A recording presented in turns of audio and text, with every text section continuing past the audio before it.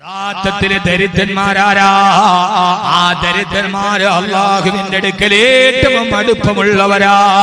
സഹോദരാ സഹോദരി, ആ ദരിദ്രന്മാരെ നിങ്ങൾ ആട്ടിയോടിക്കരുത്. നമ്മുടെ വീട്ടിലൊരാള് ഒരു നേരത്തെ അന്നത്തിന് വന്നാൽ ഹബീബായ നബി സല്ലല്ലാഹു അലൈഹി വസല്ലമ പറയാ, നാളെ പരലോകത്ത് ചെല്ലുമ്പോ അല്ലാഹു സുബ്ഹാനഹു വ തആല ഓരോരുത്തരോട് ചോദിക്കുവത്രേ, ഞാൻ നിന്റെ മുമ്പിൽ വിശന്നിട്ട് വന്നുവല്ലോ, എന്തേ നീ എനിക്ക് ഭക്ഷണം തരാതിരുന്നത്? ചോദിക്കും അല്ലാഹുവേ, നീ എന്റെ മുമ്പിൽ ഭക്ഷണത്തിന് വരികയോ? ലോകത്തുള്ള കോടാനുകോടികൾക്ക് ഭക്ഷണം കൊടുക്കുന്ന റാസിക്ക് നീയല്ല റബ്ബേ, നിനക്കെന്തിനാണ് ഭക്ഷണം ആവശ്യം? നീ എന്റെ വീട്ടിൽ ഭക്ഷണത്തിന് വന്നെങ്കിൽ എല്ലാം നിനക്ക് തരുമായിരുന്നല്ലോ റബ്ബേ, എന്താണ് നീ പറയുന്നതെന്ന് ചോദിക്കുമ്പോ അല്ലാഹു പറയും, നിന്റെ വീട്ടുമുറ്റത്ത് എത്ര പേര് നേരത്തെ ഭക്ഷണത്തിന് കൈനീട്ടി വന്നു, അവരെയൊക്കെ നീ ആട്ടിയോടിച്ചില്ലേ? ആ വന്നവരെ ഞാൻ പറഞ്ഞു വിട്ടവരാണ്, നീ എന്നെ ആട്ടിയോടിച്ചതിന് തുല്യമാണ് എന്ന് അല്ലാഹു മറുപടി പറയുമെന്ന് നബി മുഹമ്മദ് മുസ്തഫ. പ്രത്യേകിച്ച് എന്റെ സഹോദരിമാരോട് ഓർമ്മിപ്പിക്കുകയാ, എപ്പോഴും സദാസമയവും വീട്ടിലുള്ളവര് നിങ്ങളല്ലേ. ഒരാള് മുമ്പിൽ വന്നാൽ, ഒരു സഹായം ചോദിച്ചു വന്നാൽ, ഒരൽപ്പം ഭക്ഷണം ചോദിച്ചു വന്നാൽ, മകളെ കെട്ടിക്കാൻ ചോദിച്ചു വന്നാൽ അവരെ ആട്ടിയോടിക്കരുത്. ഉള്ളതനുസരിച്ചിട്ട് അവർക്ക് സദക്ക കൊടുക്കണേ. ആ സമയത്ത് ബാക്കവി പറഞ്ഞ ഈ വാക്കോർക്കണേ, ഈ വന്നത് ഈ പാവപ്പെട്ടവനല്ല, ഇത് പടച്ച തമ്പുരാൻ പറഞ്ഞു വിട്ടതാണ്.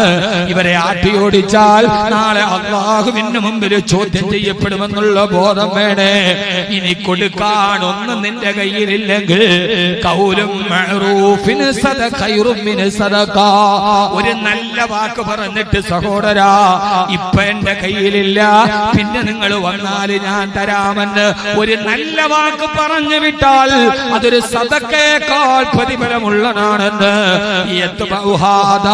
ലോകമാന്യത ആഗ്രഹിച്ചിട്ട് കൊടുക്കുന്ന ലക്ഷത്തിനേക്കാൾ ഒന്നും ആഗ്രഹിക്കാട് ഒരു പാവപ്പെട്ടവനോട് പുഞ്ചിരിയോടെ പറയുന്ന ഒരു വാക്കിന് സഹോദരാ 1000 പേരുടെ മുമ്പിൽ എന്റെ പേര് വായിക്കപ്പെടണം, എല്ലാവരും എന്നെ കുറിച്ച് വലിയ ധർമ്മിഷ്ഠനാണെന്ന് പറയണം എന്ന ഉദ്ദേശത്തെ 1 കോടി കൊടുക്കുന്നതിനേക്കാൾ വലിയ സദഖയാണ്. ഒന്നുമില്ലാത്ത ഒരുത്തന്റെ മുമ്പിൽ ഒരു പാവപ്പെട്ടവൻ വരുമ്പോ നല്ല പുഞ്ചിരിയോടെ അവനെ ചേർത്ത് പിടിച്ചിട്ട് സഹോദരാ എന്റെ കയ്യിൽ ഇപ്പൊ ഒന്നുമില്ല, ഇൻഷാ അല്ലാഹ് ഇനി ഒരിക്കലും കാണുമ്പോ ഞാൻ എന്തെങ്കിലും തരാം, അല്ലാഹു നിന്നെ സഹായിക്കട്ടെ എന്ന് ഒരാൾ പറഞ്ഞാൽ അതിനാണ് ഏറ്റവും പ്രതിഫലമെന്ന് ഹബീബായ നബി മുഹമ്മദ് മുസ്തഫ സല്ലല്ലാഹു അലൈഹി വസല്ലമ. അല്ലാഹു നമ്മളെ അക്കൂട്ടത്തിൽ പെടുത്തട്ടെ. ആമീൻ പറയ്. അല്ലാഹു നമ്മളെ അക്കൂട്ടത്തിൽ പെടുത്തട്ടെ. ഇനി ഒരാളോട് പറയാം എന്റെ ഇല്ല, എന്നാൽ ഇൻഷാ അല്ലാഹ് ഇനി കാണുമ്പോ തരാം എന്ന് പറയാം. അതൊക്കെ ഒരു വലിയ സ്വഭാവമാണ്. അല്ലാഹു തൗഫീഖ് നൽകട്ടെ. ഇനി വിഷയത്തിന്റെ രണ്ടാമത്തെ ഭാഗം, ഇത്രയും നേരം ഞാൻ സമ്പന്നരോടാണ് പറഞ്ഞത്. ഇനി ഞാൻ പറയുന്ന രണ്ടാമത്തെ ഭാഗം എല്ലാ ദരിദ്രന്മാരോടുമല്ല, എല്ലാ ദരിദ്രന്മാരുമല്ല. ദാരിദ്ര്യമുണ്ട്, അള്ളാഹുവിനെ അനുസരിച്ച് ജീവിക്കുന്ന മുത്തഖിയുമാണ്. അല്ലാതെ എല്ലാ ദരിദ്രന്മാരുമല്ല, അള്ളാഹുവിനെ അനുസരിച്ച് ജീവിക്കുന്ന രാപകലില്ലാതെ ദിക്റുകൾ ചെല്ലുന്ന നല്ല ദരിദ്രന്മാർ. ദരിദ്രന്മാര് മോശമുണ്ട്. 2 വിഭാഗം ആളുകൾ, അവരെ അള്ളാഹുവിന് തീരെ ഇഷ്ടമല്ല. അള്ളാഹു നമ്മൾ അതിൽ നിന്ന് കാക്കട്ടെ. ആമീൻ പറയും മനുഷ്യന്മാരെ. അതോ അതിൽ പെടണോ? 2 വിഭാഗം ആളുകൾ, ആ 2 വിഭാഗം ആളുകളെ അല്ലാഹുക്ക് തീരെ ഇഷ്ടമല്ല. വലാ യൻദുറുല്ലാഹു ഇലൈഹിം, അവരിലേക്ക് അല്ലാഹു നോക്കുകയേയില്ല. ആഖിറത്തിൽ എത്തുന്നാൽ വലാ യുകല്ലിമുഹുമുല്ലാഹ്, അവരോട് അല്ലാഹു സംസാരിക്കുക പോലും ഇല്ല, മാറ്റി നിർത്തിക്കളയും. ഒന്നാലോചിച്ച് നോക്കി, കുറെ ആളുകൾ കൂടുന്ന സ്ഥലത്ത് നമ്മൾ പരസ്പരം സംസാരിക്കുന്നു, 2 പേരെ മാറ്റി നിർത്തിയിരിക്കുന്നു, അവരുടെ മുഖത്താരും നോക്കണില്ല, അവരോട് ആരും സംസാരിക്കണില്ല, ഒറ്റപ്പെട്ടു പോകില്ല നമ്മൾ അവിടെ. മഹിശറ എന്ന മഹാസഭയിൽ അവരോട് നോക്കുക പോലുമില്ല 2 വിഭാഗം ആളുകൾ. അല്ലാഹു നമ്മൾ അതിൽ നിന്ന് കാക്കട്ടെ. പറഞ്ഞുതരട്ടെ, ചിരി ഗൗരവമുള്ള കാര്യമാണ്. ഒന്നാമത്തേത് ഫക്കീറുൻ മുത്തകബ്ബിറുൻ, അഹങ്കാരിയായ ദരിദ്രൻ. അവന് ദാരിദ്ര്യമുണ്ട്, അവന് കടങ്ങളുണ്ട്, ബാധ്യതകളുണ്ട്, എല്ലാ പ്രയാസങ്ങളും ദാരിദ്ര്യങ്ങളും അല്ലാഹു കൊടുത്തിട്ടുണ്ട്. പക്ഷേ അവന്റെ അഹങ്കാരത്തിന് ഒരു കുറവുമില്ല. വഫക്കീറുൻ മുത്തകബ്ബിറുൻ, ദരിദ്രനായ ദരിദ്രൻ, അഹങ്കാരിയായ ദരിദ്രൻ. ആവശ്യത്തിന് പ്രയാസവും കടവും ദുഃഖവും രോഗവും ഒക്കെയുണ്ട്. എന്നാൽ നാട്ടിൽ അടിയുണ്ടാകും അവൻ നെഞ്ചു പിരിച്ച് ഫ്രണ്ടിയുണ്ട്. വെള്ളിയാഴ്ച ചുമയക്കടി ഉണ്ടാക്കാനും അവൻ ഫ്രണ്ടിലുണ്ട്. അവന്റെ അത്രയും വലിയ അഹങ്കാരിയ ദുനിയാവി വേറെ ആരുമില്ല. ഈ ദാരിദ്ര്യം എന്ന് പറയുമ്പോ ആ ദരിദ്രൻ ആരാ? അള്ളാഹ് ഇഷ്ടപ്പെട്ട ദാരിദ്ര്യമുണ്ട്, ഇഷ്ടപ്പെടാത്ത ദരിദ്രനുണ്ട്. അവനില്ലാത്ത പ്രശ്നവും പ്രയാസവും ഒന്നുമില്ല. എന്നാ നാട്ടിൽ ഏത് കുഴപ്പത്തിനും ആരുണ്ട്? ഇവനുണ്ട്.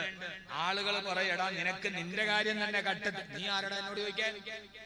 നീ ആരെന്നോട് പറയാൻ? സർവ കുഴപ്പത്തിനും അവനുണ്ട്. ദരിദ്രനായ അഹങ്കാരിയായ ദരിദ്രനെ അള്ളാഹ്ക്ക് ഇഷ്ടമല്ല. ദാരിദ്ര്യമുള്ള പെണ്ണാണ്, എന്നാൽ സർവ്വ അയലോക്കത്തും കുഴപ്പമുണ്ടാക്കുക അവളുണ്ട്. അവളുടെ ജോലി 3 നേരം കഞ്ഞി വെക്കാനുള്ള ഗതി വീട്ടിലില്ല. എന്നാൽ 6 നേരം അയലോക്കത്തെ വീട്ടിൽ ഇത്രയും വസാദ് ഉണ്ടാക്കാൻ തിണ്ണതോറും ഇങ്ങനെ നിരങ്ങി നിരങ്ങി നിരങ്ങി നടന്ന് ആ അയലോക്കത്തുള്ള സർവ്വ പ്രശ്നത്തിന് അവളുണ്ട്. എന്നാ റബ്ബേ പ്രയാസമാണല്ലോ, നീ മാറ്റിത്താന്ന് നിസ്കാരപ്പായിരുന്ന് കരയാൻ അവർക്ക് നേരമില്ല. അവളെല്ലാം കുഴപ്പത്തിനുമുണ്ട്. അങ്ങനെയുള്ള ദരിദ്രനെ അല്ലാഹ്ക്ക് ഇഷ്ടമല്ല. രണ്ടാമത്തെ ആൾ പറയട്ടെ രണ്ടാമത്തെ ആളാരാ? വശൈഖുൻ സാനി, വ്യഭിചാരിയായ വൃദ്ധൻ. വ്യഭിചാരിയായ വൃദ്ധൻ തലമുടി നരച്ചിട്ടുണ്ട്, താടിയിൽ നര വീണിട്ടുണ്ട്, ഏതാണ്ട് വയസ്സ് 60ഓട് കടന്നിട്ടുണ്ട്. എന്നാലും ഇപ്പണി മാത്രം അവൻ നിർത്തിയിട്ടില്ല. വശൈഖുൻ സാനി, വൃദ്ധനായ വ്യഭിചാരി. തലമുടി നരച്ചു, താടി നരച്ചു, കാലിന്റെ മുട്ടൊക്കെ അത്ര നിർവാതായി. എന്നാലും ഇപ്പണി നിർത്തിയിട്ടില്ല അയാൾ. വശൈഖുൻ സാനി. അല്ലാഹു കാക്കട്ടെ. ഞാൻ പറയണ മനസ്സിലാവണുണ്ടോ? നിങ്ങൾക്ക് ഞാൻ പറയണ മനസ്സിലാവണുണ്ടോ? ശൈഖുൻ സാനി, വ്യഭിചാരിയായ വൃദ്ധനെ അല്ലാഹ്ക്ക് ഇഷ്ടമല്ലെന്നാണ്. അപ്പൊ വ്യഭിചാരിയായ യുവാവോ? ചെറുപ്പക്കാരെ നമ്മൾ രക്ഷപ്പെട്ടടാ, അല്ലാഹ്ക്ക് നമ്മളോട് വലിയ ഇഷ്ട. നമ്മളങ്ങനെ മഫ്ഹൂമ് മുഖാലഫ നോക്കുന്ന ആളുകളാ. എന്നാ കേട്ടോളി, എന്റെ മോനെ, 25 വയസ്സുള്ള ഒരു ചെറുപ്പക്കാരൻ വ്യഭിചരിച്ചാൽ കിട്ടുന്ന ശിക്ഷയല്ല 40 വയസ്സുള്ള ഒരാൾ വ്യഭിചരിച്ചാൽ ഇരട്ടി ശിക്ഷ. ഞാൻ പറഞ്ഞ മനസ്സിലാവണുണ്ടോ?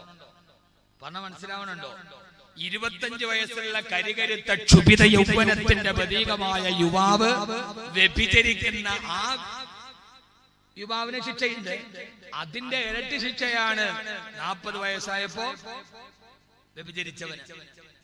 40 വയസ്സിൽ വ്യഭിചരിച്ച ഒരാളുടെ ശിക്ഷയുടെ 3 ഇരട്ടിയാണ് 60ാമത്തെ വയസ്സിൽ വ്യഭിചരിച്ചവൻ.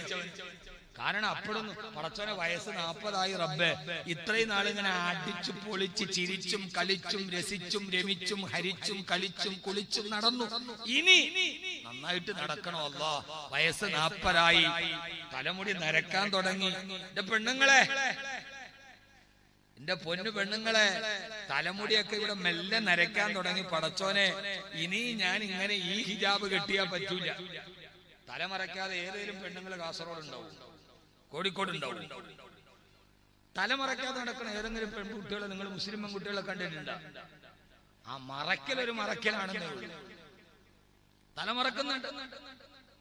യഥാർത്ഥത്തിൽ അതൊന്നും ഒരു ഈമാനിന്റെ അടയാളം, ഈമാൻ നിർഗളിക്കുന്ന ഒരു കർമ്മമായിട്ടത് മാറാറില്ല. സഹോദരി, 40 വയസ്സായി. ആ 40 വയസ്സായാലും മാറ്റം വരണം. അല്ലാഹു നമ്മളെ കാത്തുരക്ഷിക്കട്ടെ. യഥാർത്ഥത്തിൽ 40 വയസ്സൊരാൾക്കായി കഴിഞ്ഞാൽ അയാളുടെ ജീവിതത്തിന്റെ ശൈലി തന്നെ മാറണമെന്നാണ് ഖുർആൻ. ബാക്കവി പറയണത് ഖുർആനാണ്. 40 വയസ്സായാൽ പിന്നെ അതുവരെയുള്ള ജീവിതത്തിന്റെ ശൈലിയല്ല 40 കഴിഞ്ഞാൽ. ബാക്കവിന്റെ വകയല്ല ഖുർആൻ. 40 കഴിഞ്ഞ ആളുകളില്ലേ ഇവിടെ? 40 കഴിഞ്ഞവരൊക്കെ ഒന്ന് കൈവക്കിക്കാൻ നോക്കട്ടെ. 40 വയസ്സ് കഴിഞ്ഞവരൊക്കെ ഒന്ന് കൈവക്കി. പടച്ചോനെ, 40 വയസ്സ് കഴിഞ്ഞ ആളുകളൊന്ന് കൈവക്കി. ഞാൻ പൊക്കിപ്പാ 42. ഒന്ന് പൊക്കി മനുഷ്യന്മാർ. അല്ലാഹുവേ, നരച്ചവരൊക്കെ പൊക്കിയിട്ടില്ല, ഞങ്ങളെന്താ സന്തൂർ തേച്ചാ കുളിക്കണേ? 40 എന്ന് പറയുന്നത് മനുഷ്യ ജീവിതത്തിലെ ഏറ്റവും പ്രധാനപ്പെട്ട ഒരു നാഴികക്കല്ലാണ്. ഞാനും കൈവക്കിയല്ലോ. 40ന്റെ പരിധി എനിക്കും കടന്നു. ഞാൻ നിങ്ങളോട് ഒരു ആയത്ത് പറഞ്ഞു തരട്ടെ. നിങ്ങൾ ഇരിക്കണ 2 മണിക്കൂർ നിങ്ങൾക്ക് മുതല. 2 മണിക്കൂർ ഇരിക്കൂലേ? 12 മണി ദുആ കഴിയാതെ ഒരാൾ എഴുന്നേൽക്കൂല എന്നുണ്ടെങ്കിൽ ഞാൻ വഅ്ള് പറയും. കാരണം എനിക്ക് ഏറ്റവും വലിയൊരു വിഷമം, വഅ്ള് കഴിഞ്ഞു ദുആടെ സമയം ഒരൊറ്റ പോക്ക പറ്റൂല. എല്ലാരും ഇൻഷാ അല്ലാഹ് ദുആയി കഴിയാൻ 12 മണിക്കുള്ളിൽ നമ്മൾ അവസാനിപ്പിക്കും. പ്രധാനപ്പെട്ട 1-2 കാര്യങ്ങൾ പറഞ്ഞിട്ട് ഇൻഷാ അല്ലാഹ് നമുക്ക് പിരിയാം. ഇൻഷാ അല്ലാഹ് ഇരിക്കൂലേ? ഇൻഷാ അല്ലാഹ് എല്ലാരും സദസ്. ഇതിപ്പോ ഏതാണ്ടില്ല, ട്രംപ് വന്നപ്പോ മോഡി പണിത മതില് മാതിരിയാ. അപ്പുറത്ത് കുറെ ആളുകൾ ആ മതിലിന്റെ അപ്പുറത്തുണ്ട്, എന്നാ നമ്മൾ കാണുന്നുണ്ട്. ഇങ്ങോട്ട് വന്നൂടെ നമുക്ക്? അഹമ്മദാബാദിൽ 40 വയസ്സ് കഴിഞ്ഞാൽ സഹോദരാ, ഒരു മനുഷ്യന്റെ ജനന മരണങ്ങളുടെ ഇടയിലുള്ള യാദൃച്ഛികതകളും ആകസ്മികതകളും നിറഞ്ഞ ജീവിതം. ആ ജീവിതത്തിന് നാം കടന്നു പോകുമ്പോ ഏറ്റവും പ്രധാനപ്പെട്ട ഒരു വയസ്സാണ് 40 വയസ്സ്.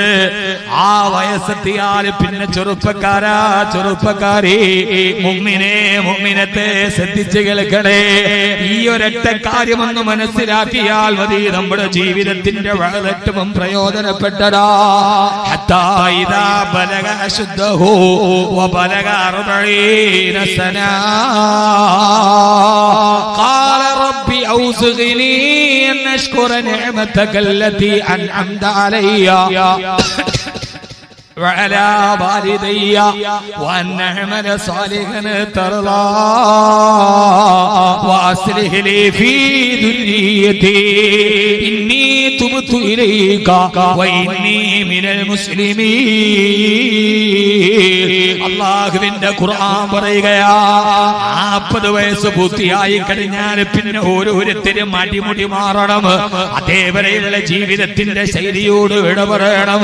എന്നിട്ട് റബ്ബിനോട് പറയും, റബ്ബി അല്ലാഹുവേ, അല്ലാഹുവേ, അല്ലാഹുവേ, ഔസിഗ്നി അൻ അശ്കുറ നിഅമതക അല്ലതി അൻഅംത അലയ്യ. ഇക്കഴിഞ്ഞു പോയ 40 വർഷക്കാലത്തിന് നീ എനിക്ക് വാരിക്കോരി തന്ന അനുഗ്രഹത്തിന് നിന്നോട് ഞാൻ നന്ദി രേഖപ്പെടുത്തുന്നു റബ്ബേ. വഅലാ വാലിദയ്യ, എന്റെ മാതാപിതാക്കൾക്ക് നീ ആ അനുഗ്രഹം നൽകണേ അല്ലാഹ്. എന്നിട്ട് പറയാണ്, റബ്ബേ 40 വർഷം കഴിഞ്ഞല്ലോ, അടിച്ചു പൊളിച്ചു ജീവിച്ചല്ലോ, ഇനി റബ്ബേ വഅൻ അഅമല സാലിഹൻ തർളാഹ്, ഇനി നിനക്കിഷ്ടപ്പെട്ട നല്ല പ്രവർത്തനങ്ങൾ ചെയ്ത് എന്റെ ആയുസ് ജീവിക്കാൻ നീ എനിക്ക് തൗഫീഖ് നൽകണേ റബ്ബേ. വാസ്ലിഹ് ലി ഫീ ദുർരിയതി, 40 കഴിഞ്ഞല്ലോ, എന്റെ കാലുകൾ ബലഹീനമാകുന്നുണ്ട്, എന്റെ ആരോഗ്യം തിരിച്ചു നടക്കുന്നുണ്ട്, പഴയതുപോലെ ബിസിനസ് നടത്താൻ വയ്യ. വാസ്ലിഹ് ലി ഫീ ദുർരിയതി, എന്റെ മക്കളെ അതെല്ലാം ഏറ്റെടുക്കാൻ പ്രാപ്തരാക്കി എന്റെ മക്കളെ നീ സാലിഹീങ്ങളാക്കണേ അല്ലാഹ്. 40 കഴിഞ്ഞാൽ ഏതാണ്ട് നമ്മുടെ മക്കൾക്കൊരു ശരാശരി 25 വയസ്സിൽ കല്യാണം കഴിച്ചാൽ നമ്മുടെ മക്കള് 13, 14, 15 വയസ്സാകുമല്ലോ. ആ സമയത്തല്ലേ മക്കള് വഴിതെറ്റിപ്പോവുക. 40 വയസ്സുള്ള വാപ്പ ദുആ ചെയ്യണേ, ഉമ്മ ദുആ ചെയ്യണേ, വാസ്ലിഹ് ലി ഫീ ദുർരിയതി, എന്റെ മക്കളെ നീ സാലിഹീങ്ങളാക്കണയല്ലോ. മറ്റുള്ളവരുടെ മുമ്പിൽ അപമാനഭാരത്താൽ തലകുനിക്കുന്ന മക്കളാക്കല്ല റബ്ബേ. പടച്ചവനെ 40 ഇന്നീ തുബ്തു ഇലൈക, നിന്നിലേക്ക് ഞാൻ പശ്ചാത്തപിച്ചു മടങ്ങുന്നു അല്ലാ, നിന്നിലേക്ക് ഞാൻ തിരിച്ചു നടക്കുന്നു അല്ലാ, നിന്നിലേക്ക് ഞാൻ പശ്ചാത്തപിക്കുന്നു അല്ലാ. ഇനി എനിക്കൊരു യഥാർത്ഥ മുസ്ലിമായി മുഅ്മിനായി ജീവിക്കാൻ നീ എനിക്ക് തൗഫീഖ് നൽകണേ അല്ലാ. മുഅ്മിനേ മുഅ്മിനത്തെ 40 വയസ്സെത്തിയാൽ ജീവിതത്തിൽ മാറ്റമുണ്ടാവണം, ശൈലിയിൽ മാറ്റമുണ്ടാവണം, രീതിയിൽ മാറ്റമുണ്ടാവണം. കാരണം 40 വയസ്സെത്തിയാൽ അതിന്റെ അർത്ഥമെന്താ? ഇനി പരമാവധി 20 വർഷം കൂടിയല്ലേ ഉള്ളൂ, 30 വർഷം കൂടിയല്ലേ ഉള്ളൂ. റബ്ബേ, ഇനിയുള്ള ജീവിതം, ഞാൻ എന്റെ ജീവിതം തീർന്നല്ലോ അല്ലാ. ഓരോ വർഷവും കൊടിഞ്ഞപ്പോ എന്റെ ആയുസ് തീർന്നല്ലോ റബ്ബേ. കൊടിയുന്നു കൊല്ലങ്ങൾ, മാസങ്ങളാഴ്ച, കഴിയുന്നു കൊല്ലങ്ങൾ, മാസങ്ങളാഴ്ച, കുറയുന്നു നിന്നുടെ ആയുസ് തീർച്ച. ഓരോ കൊല്ലവും ഓരോ മാസവും കൊടിഞ്ഞു വീഴുമ്പോ അള്ളാഹു നിശ്ചയിച്ച ആയുസിൽ നിന്ന് ഒരു കൊല്ലം തീർന്നില്ലേ? 2019 തീർന്നില്ല മുഅ്മിനേ. അള്ളാഹു നിശ്ചയിച്ച ആയുസിൽ ഒരു വർഷം കൂടി പോയില്ലേ? 2020 വന്നില്ലേ? അള്ളാഹുവേ, അള്ളാഹുവേ, ഞങ്ങളുടെ ജീവിതത്തെ നന്നാക്കി തരണേ അല്ലാ. മഹാനായ ഫുളൈൽ ഇബ്നു ഇയാദ് റളിയല്ലാഹു അൻഹുവിന്റെ മുമ്പിലൂടെ 60 വയസ്സുള്ള ഒരാൾ കടന്നു പോയപ്പോ മഹാനായ ഫുളൈൽ ഇബ്നു ഇയാദ് റളിയല്ലാഹു അൻഹു ചോദിച്ചു, എത്ര വയസ്സായി? അയാൾ പറഞ്ഞു 60 വയസ്സായി. മഹാനവറുകൾ ഉടനെ ചോദിച്ചു, 60 വർഷമായിട്ട് അല്ലാഹുവിന്റെ ഖബറിലേക്ക് നടക്കുകയാണല്ലേ? മഹാനവറുകൾ ഒരു വൃദ്ധനെ കണ്ടു, എത്ര വയസ്സായി? 60 വയസ്സായി. അപ്പോ ഒരു ചോദ്യം, 60 വയസ്സായിട്ട് ഖബറിലോട്ട് നടക്കാണല്ലേ 60 വർഷമായിട്ട്? അയാൾ പേടിച്ചു ഉറച്ചുപോയി. 60 വയസ്സുള്ള ഉപ്പൂപ്പ പൂച്ചക്കാട് പള്ളിയിൽ നിസ്കരിക്കാൻ വന്നു. ഖത്തീബ് ഫ്രണ്ട് ഇരിക്കാൻ. ഖത്തീബ് അപ്പൊ ബാക്കവി ഉസ്താദ് ചോദിച്ചു, എത്ര വയസ്സായി? ഉപ്പ പറഞ്ഞു 60 വയസ്സായി. അപ്പൊ ബാക്കവി ഉസ്താദിന്റെ ഒരു ചോദ്യം, 60 വർഷമായിട്ട് ഖബറിലോട്ട് നടക്കാണല്ലേ? പൊന്നു ഉസ്താദേ, അമ്മാതിരി വർത്താനം, പേടിയോ? ആർക്കും പേടിയുണ്ടാവും. ഖബറിലേക്ക് കേട്ടാല് പേടിയുണ്ടാവും, വല്ലാത്ത പേടിയുണ്ടാവും. ചോദിച്ചു, 60 വർഷമായിട്ട് ഖബറിലേക്ക് നടക്കുകയാണല്ലേ? യഥാർത്ഥത്തിൽ ശരിയല്ല. ഓരോ കാലടി വെക്കുന്നത് ഖബറിലേക്കല്ലേ, നടക്കുന്നത് ഖബറിലേക്കല്ലേ? പുച്ചക്കാട് പള്ളിയുടെ മുറ്റത്ത് നിന്ന് ഈ മജ്‌ലിസ് വരെ നടന്നു വന്നത് 100 കാലടി ഉണ്ടെങ്കിൽ ആ 100 കാലടി ഖബറിലേക്ക് നടന്നതല്ലേ? നടന്ന് നടന്ന് നടന്ന് നമ്മൾ ഖബറിലെത്തി ചേർന്നിടും. നാള് കൊഴിയും തോറും നമ്മുടെ ആയുസ്സെണ്ണം കുറഞ്ഞിടും.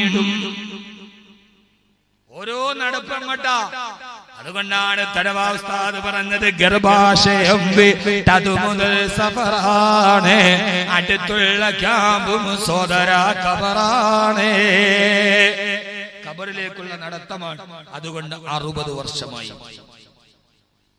അപ്പോ ചോദിച്ചു, ആ 60 വയസ്സുള്ള വൃദ്ധൻ പേടിച്ചിട്ട് പറഞ്ഞു, ഇന്നാലില്ലാഹി വ ഇന്നാ ഇലൈഹി റാജിഊൻ. അയാൾ ഇന്നാലില്ലാഹി എന്നുറക്കെ പറഞ്ഞപ്പോ മഹാനായ ഫുളൈൽ ഇബ്നു ഇയാദ് റളിയല്ലാഹു അൻഹു ചോദിച്ചു, നിങ്ങൾക്കറിയോ അത്തദിരി മാനാ ഖൗലിക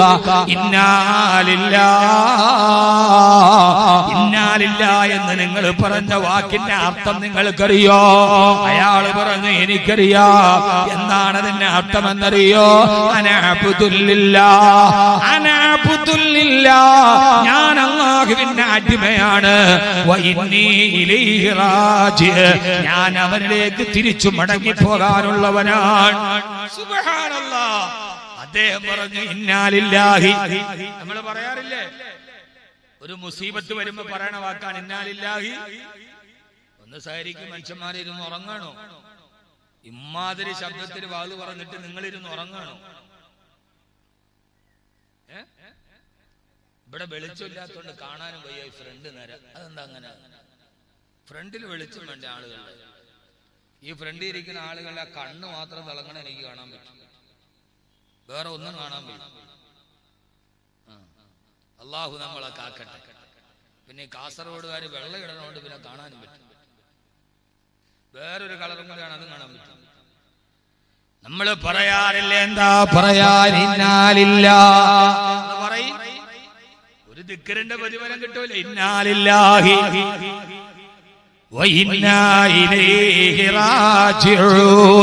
എന്താണ് പറഞ്ഞത് വാക്കിന്റെ അർത്ഥമെന്നറിയോ? ഞാൻ അല്ലാഹുവിന്റെ അടിമയാണ്. ഏത് സമയത്തും ഞാൻ അവനിലേക്ക് തിരിച്ചു പോകാനുള്ളവനാ. മഹാനായ ഹുദൈൽ ഇബ്നു ഇയാദ് റളിയല്ലാഹു തആല അൻഹു പറഞ്ഞ വളരെ പ്രധാനപ്പെട്ട ഒരു വാക്ക് പറഞ്ഞിട്ട് ഞാൻ സമാപനത്തിലോട്ട് കടക്കട്ടെ. മഹാനവറുകൾ പറഞ്ഞു, സഹോദരാ, ഏകനായ അല്ലാഹുവിലേക്ക് മടങ്ങിപ്പോകാനുള്ളവനാണെങ്കിൽ, ആ പടത്തറപ്പിന് മുമ്പിൽ ഹിസാബിന് നിൽക്കാനുള്ളവനാണെങ്കിൽ,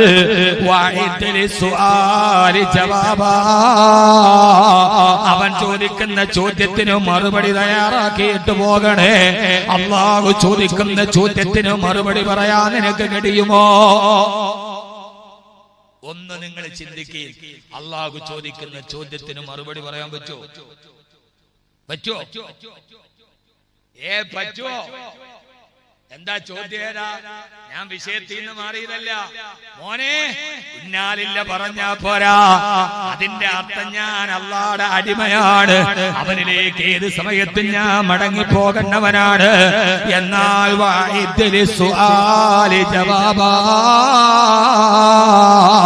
പടച്ചവൻ ചോദിക്കുന്ന ചോദ്യത്തിന് മറുപടി പറയാൻ തയ്യാറാവണേ. എന്താ ചോദ്യത്തിന് മറുപടി പറയാൻ തയ്യാറാണോ? തയ്യാറാണോ? എന്നാ ചോദ്യേടാ മോനെ. ആദ്യത്തെ ചോദ്യേടാ, നിന്റെ സമ്പത്തിനെ കുറിച്ചാണ്. എവിടെ നിന്ന് സമ്പാദിച്ചു, എവിടെ കൊണ്ട് ചെലവഴിച്ചു? ദരിദ്രന്മാർക്ക് ചോദ്യമില്ലല്ലോ. ഒരർത്ഥത്തില് ദാരിദ്ര്യം ഒരു അനുഗ്രഹമല്ലേ? അല്ലാഹുവിന്റെ ആദ്യത്തെ ചോദ്യമേടാ, നിന്നെ സമ്പത്ത് നീ എവിടെ നിന്നാണ് ചൂണ്ടിക്കാക്കിയത്, എവിടെയാണ് ചെലവഴിച്ചത്? സമ്പന്നന്മാരെ അതിന് മറുപടി പറയാതെ പോവാൻ സാധ്യമല്ല. അല്ലാഹു നമുക്ക് തൗഫീഖ് നൽകട്ടെ. ആദ്യത്തെ ചോദ്യം, മിൻ ഐന തസബഹു, എവിടെന്ന് സമ്പാദിച്ചു, എങ്ങനെ ചെലവഴിച്ചു? രണ്ട് ചോദ്യം. സമ്പന്നന്മാരെ കൊടുക്കണം. അല്ലാഹു കൊടുക്കാൻ തൗഫീഖ് നൽകട്ടെ. സമ്പന്നന്മാരാരും കൊള്ളൂല എന്നല്ല, എത്ര സമ്പത്തുണ്ടോ അതിനനുസരിച്ച് കൊടുക്കണം. ബഖീലന്മാരാവരുത്. സയ്യിദുൽ ബുഖലായി ഹാദൽ ഖൗമി വഹാദൽ വത്നി ആവരുത്. നന്നായി സദഖ ചെയ്യണം. നമ്മുടെ ബഹുമാനനായ എം എ യൂസുഫ് അലി സാഹിബ്, അല്ലാഹു ആരോഗ്യത്തുള്ള ദീർഘായുസ്സ് കൊടുക്കട്ടെ. അദ്ദേഹം ഈ അടുത്തൊരു സമ്മേളനത്തിൽ ഞാനുണ്ട്, അദ്ദേഹം പങ്കെടുത്ത സദസ്സിൽ ആ സ്ഥാപനത്തിന് 1 കോടി രൂപ കൊടുത്തിട്ട് പറഞ്ഞു, ഇത് യൂസുഫ് അലിയുടെ ഔദാര്യമല്ല, ഇത് യൂസുഫ് അലിയുടെ കടമയാണ്, അല്ലാഹ് എന്നോട് ചെയ്യാൻ പറഞ്ഞ കടമയാണ്. അങ്ങനെ പറയണമെങ്കിൽ ഒരു മനസ്സ് വേണമല്ലോ. ഇതെന്റെ ഔദാര്യമല്ല, ഇതെന്റെ കടമയാണ്. അല്ലാഹ് എനിക്ക് സമ്പത്ത് തന്നു, അത് ദീനിന് വേണ്ടി, മദ്രസയ്ക്ക് വേണ്ടി കൊടുക്കണമെന്നുള്ള എന്റെ കടമയാണ്. അതെന്റെ ഔദാര്യമായിട്ട് നിങ്ങൾ കണക്കാക്കണ്ട. അതുകൊണ്ട് സമ്പന്നന്മാരെ കൊടുക്കി, ദീനിന് വേണ്ടി കൊടുക്കി. ഈ പൈസ മുഴുവന് കയ്യുമേ വെച്ചിട്ട് എന്ത് ചെയ്യാൻ എന്റെ കുട്ടിയെ? ഈ കാശ് മുഴുവൻ ഇങ്ങനെ കെട്ടിപ്പൊക്കി ബാങ്കിലും അലമാരയിലും വെച്ചിട്ട് എന്ത് ചെയ്യാനാണ്? അതുപോലെയാണ് നമ്മുടെ ഹാജി പി എ ഇബ്രാഹിം ഹാജി, അള്ളാഹു ആരോഗ്യത്തോടെ ദീർഘായുസ്സ് കൊടുക്കട്ടെ. ആമീൻ പറയും മനുഷ്യന്മാരെ. മറ്റൊരാൾക്ക് വേണ്ടി ആമീൻ പറഞ്ഞാലേ ആ ആമീൻ പറഞ്ഞ സാധനം അല്ല നമുക്കും തരും. അയാൾക്കാണ്, എന്നാ ഞാൻ ആമീൻ പറയണില്ല, നിനക്കും കിട്ടൂല. നമ്മൾ വിചാരിക്കും അയാൾക്കാണ്, എന്നാ ഞാൻ ആമീൻ പറഞ്ഞു, അവനുണ്ട് അയലോക്കംകാരനാണ്, ആ പറയണ നമുക്കും കിട്ടൂല. ദീനി മദ്രസകളെ, ദീനി കാര്യങ്ങളെ വലുതായി സഹായിക്കുന്ന ഒരു വലിയ വ്യക്തിത്വമാണ് അല്ലാഹു. അദ്ദേഹത്തിന് ആഫിയത്തുള്ള ദീർഘായുസ്സ് കൊടുക്കട്ടെ. നമ്മളെയും അങ്ങനെ പറയണം. അദ്ദേഹം ആ സമ്പത്തിനെ അങ്ങനെ വിനിയോഗിച്ച ആളായിരുന്നു. അതുകൊണ്ട് യഥാർത്ഥത്തിൽ ദാരിദ്ര്യം എന്ന് പറഞ്ഞാൽ ഒരു അനുഗ്രഹമല്ലേ? കാരണം അവിടെ അത്ര വലിയ ഹിസാബില്ലല്ലോ. അല്ലാഹു സമ്പത്ത് തന്നാലും മറുപടി പറയാതെ പോകാൻ കഴിയില്ല. അതുകൊണ്ടാണ് സഹോദരാ, ഹബീബായ നബി സല്ലല്ലാഹു അലൈഹി വസല്ലം ദുആ ചെയ്ത ഏറ്റവും പരമപ്രധാനമായ ദുആ അക്കൂട്ടത്തിലൊരു ദുആയായിരുന്നുവല്ലോ. അല്ലാഹുവിന്റെ പ്രവാചകന്റെ പ്രിയപ്പെട്ട ഭാര്യ ആയിഷ റളിയല്ലാഹു അൻഹാ, ഉറക്കെ ആയിഷത്തു സിദ്ദീഖ റളിയല്ലാഹു അൻഹാ.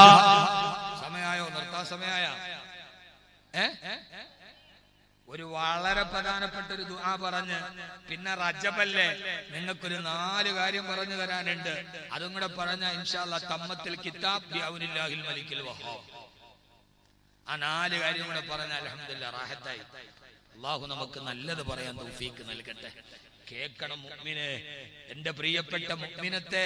ഒരു ഭാര്യ ഭർത്താവിനെ കുറിച്ച് പറയാൻ ആയിഷ റളിയല്ലാഹു അൻഹാ, ഹബീബായ നബി തങ്ങളുടെ പ്രിയപ്പെട്ട ഭാര്യ ഉമ്മുന ആയിഷ റളിയല്ലാഹു അൻഹാ മഹദി അവറുകൾ പറയാ, ഞാൻ ഹബീബായ നബി തങ്ങളുടെ കൂടെ രാത്രിയിൽ കിടന്നു. രാത്രിയിൽ ദാരിദ്ര്യത്തിന്റെ അങ്ങേയറ്റത്താണ് മുസ്തഫായ നബി തങ്ങളുടെ വീട് സല്ലല്ലാഹു അലൈഹി വസല്ലം. സല്ലല്ലാഹു അലൈഹി വസല്ലം. സല്ലല്ലാഹു അലാ മുഹമ്മദ്.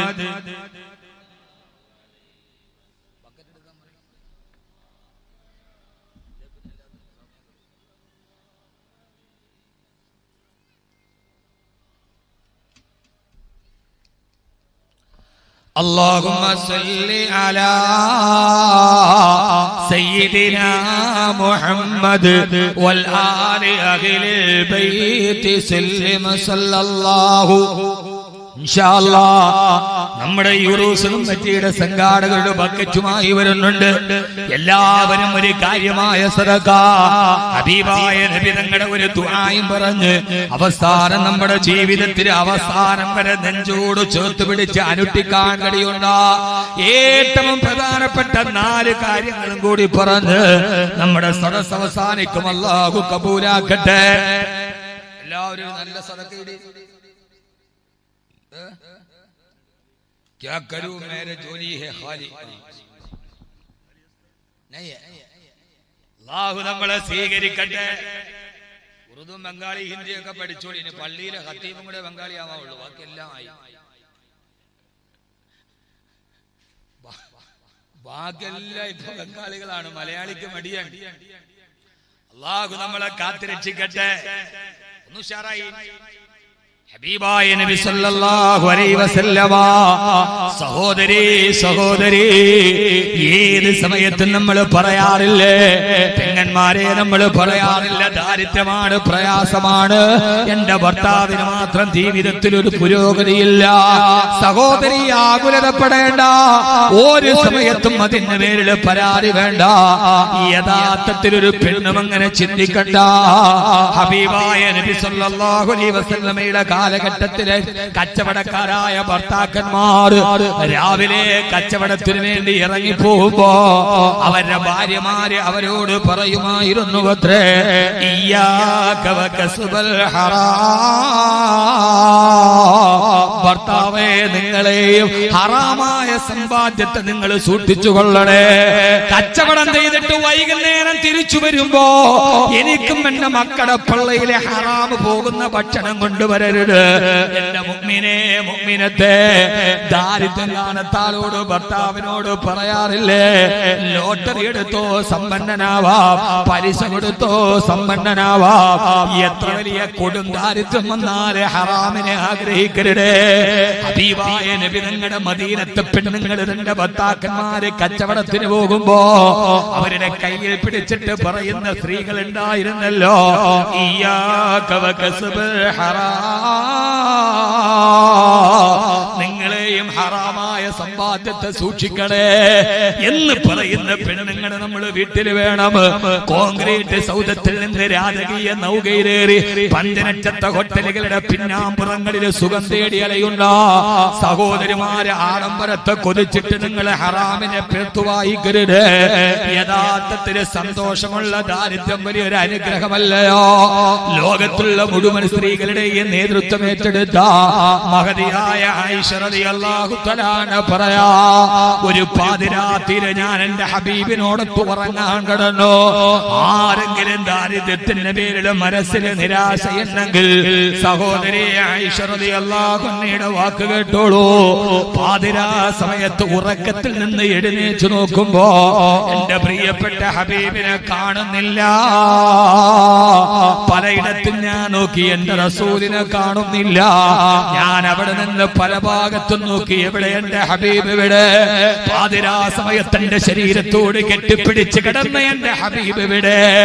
ഞാൻ ആ മദീന പട്ടണം മുഴുവനും രാത്രിയിൽ നോക്കി, അല്ലാഹുവിന്റെ റസൂലിനെ കാണുന്നില്ല. അവസാനം എന്റെ ഹൃദയത്തിൽ ഒരു ചിന്തയായി, രാത്രിയിൽ ഞാൻ ഉറങ്ങിക്കിടന്നപ്പോ മറ്റുള്ള ഭാര്യമാരുടെ അടുക്കലേക്ക് പോയിട്ടുണ്ടാകുമോ എന്ന് വിചാരിച്ചിട്ട് ഞാൻ മറ്റുള്ള ഭാര്യമാരുടെ വീടിന്റെ മുമ്പിൽ ചെന്നു. സഹോദരാ, സഹോദരി, പൂച്ചക്കാട് എന്നെ കേൾക്കാനെത്തിയ പാവപ്പെട്ട സഹോദരാ, സഹോദരി, മറ്റുള്ള ഭാര്യമാരുടെ വീടെന്ന് പറഞ്ഞാൽ അല്ലാഹുവിന്റെ റസൂലിന്റെ ഭാര്യമാരില്ലേ? ആയിഷത്തും വാ ഹഫ്സത്തും വാ സൗദാ സഫിയത്തും മൈമൂനത്തും വാ റംല ഹിന്ദും വസൈനബൻ കഥാ ജുവൈരിയ ലിൽമുഅ്മിനീന ഉമ്മഹാത്തുൻ മർദിയ. ഹബീബായ നബി തങ്ങളുടെ 10 ഭാര്യമാർക്ക് 10 വീടുണ്ടായിരുന്നില്ല. മദീനത്തെ പള്ളിയുടെ ഭിത്തിയോട് ചേർന്നിട്ട് 8 മുഴം നീളമുള്ള 10 മുഴം വീതിയുള്ള ഒരു ഈത്തപ്പന മരത്തിന്റെ കുടിലുണ്ടാക്കി കൊടുത്തു. ആദ്യത്തെ കൊച്ചു റൂം ഹഫ്സാ ബീവിക്ക് കൊടുത്തു. രണ്ടാമത്തെ വർഷം കാക്കകൂടുണ്ടാക്കുന്നത് പോലെ രണ്ടാമത് റൂം അതിനോട് ചേർത്തുണ്ടാക്കി, അത് ആയിഷ ബീവിക്ക് കൊടുത്തു.